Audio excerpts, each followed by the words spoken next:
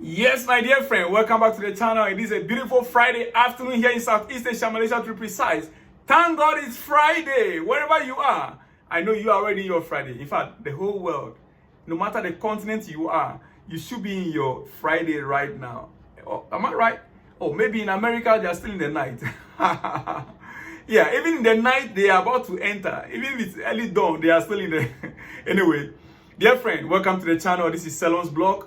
And as Friday, it is football news coming out from around the globe. And I'll be starting with the Premier League. Before I go to Chelsea news, I'll start with the Premier League right now.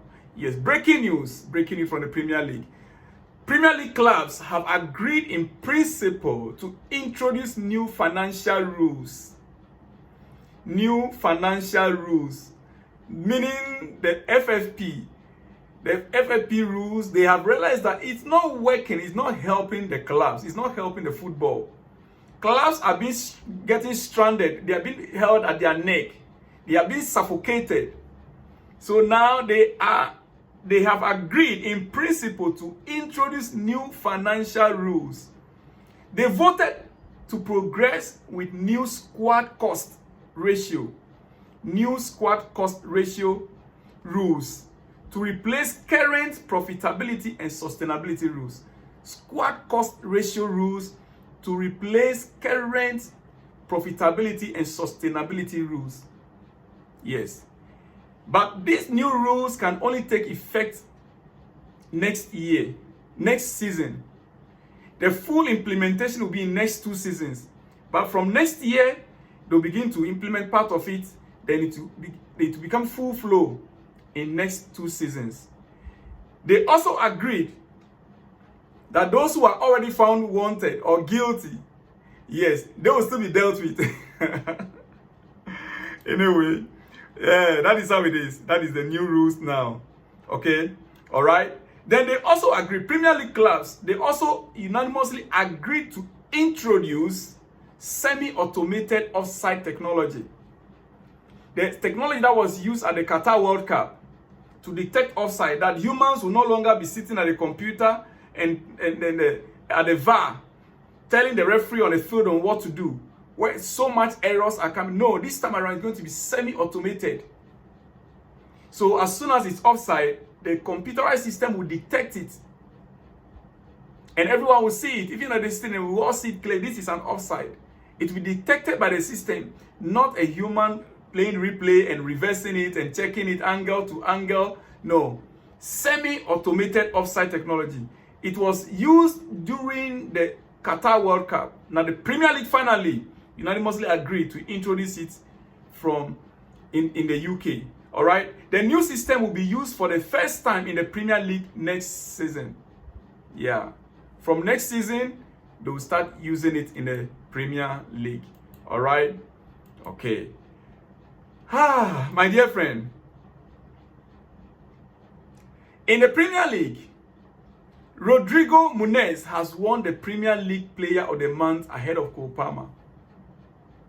Yeah, he's another young chap, and the Player of the Month, he won it ahead of Cole Palmer. As you can see them there.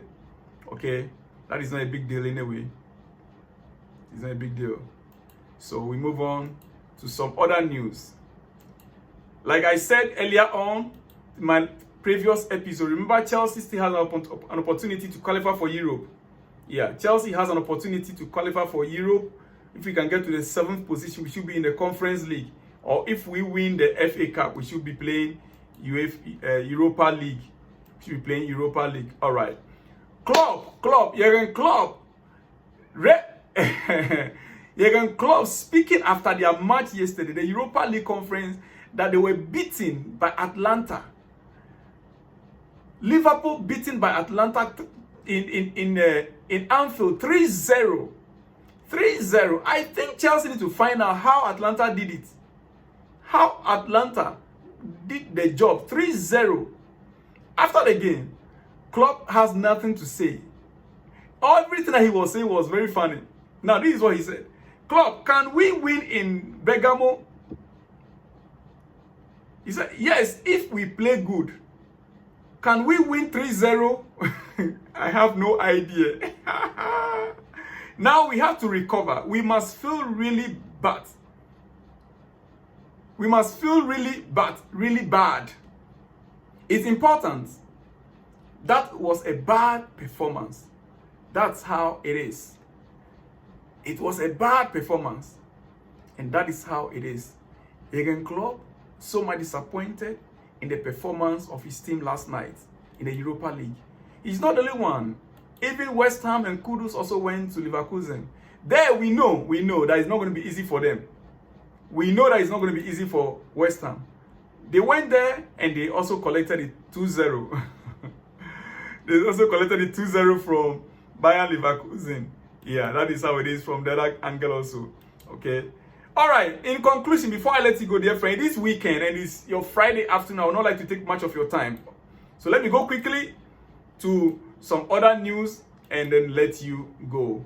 Few minutes after Ancelotti took Vinicius Jr. off against City in the Champions League.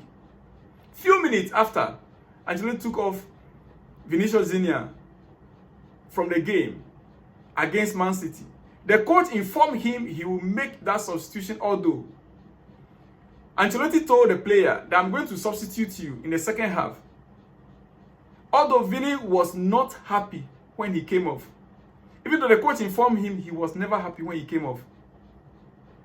How many coaches will inform a player that after the break or around 70 minutes or 80 minutes, I will take you all out and bring another player?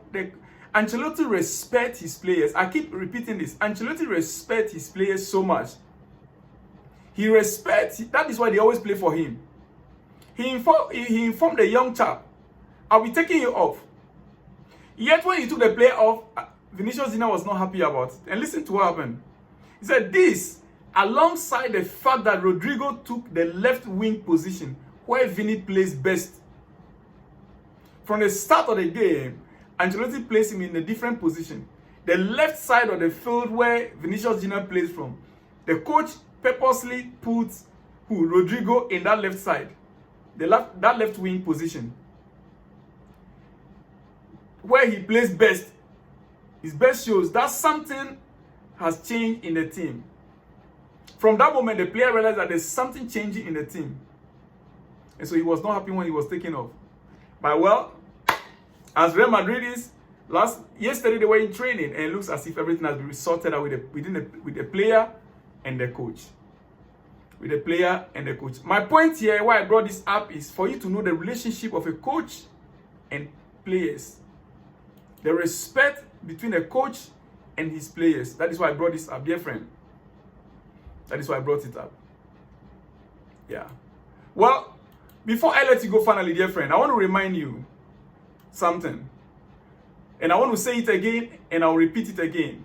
Because it is a news which we are still trying to verify how true it is. Victor Osimhen is one step closer to joining PSG. According to Italian newspaper Mattino, a 4-year contract plus salary of 13 million euro. Paris will pay his 120 million release clause. Dear friend, that is a report we are receiving. That is a report we are receiving. But quickly, before I let you go, if reports are to be believed, they are keeping Pochettino for next season if we qualify for Europe, even if it's Conference League.